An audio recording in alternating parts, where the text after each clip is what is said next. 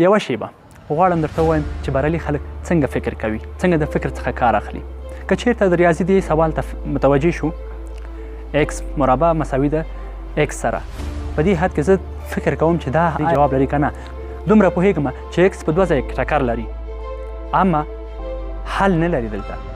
نو فکر کوم د ریاضي کتابونه پسې ګوره، فرمول پسې ګوره، بالاخره پیدا کوي چې ایکس راوړه دې خواته، ایکس د اطراف بل خواته راوړه، د ایکس څخه فکتور اخلم. دلته نو موږ ته ایکس دوه جواب راکوي چې یو به یو وي بل به صفر وي.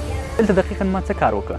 د ذهن د نیمې کورې څخه مې تصویر سازي وکړله، یو تصور مې وکړ چې د کومې لارې زه کولی شم دې سوال حل ته ورسېږم. دلته ما فکر وکړ چې کولی شم د فرمول له لارې کولی شم چې د فرمول له لارې فکتورونه یو خوا بل خوا ویسم، بالاخره جواب پیدا کوي.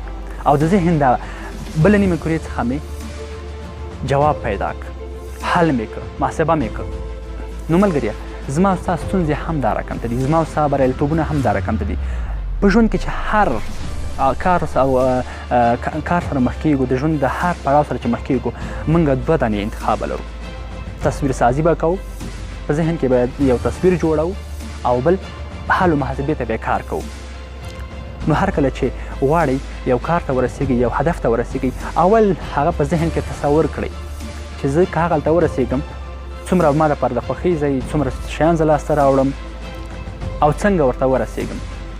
او بیا ورته فکر وکوئ چې د کومو لارو څخه زه رسیږم ورته، ستونزې مې چې په مخه کې دي دا څنګه دفع کړم، او نورې ناخوالې چې دي د هغې سره زه څنګه مبارزه وکړم. نو هغلته چې تاسو هدف ته مستقیم رسیږئ. مننه.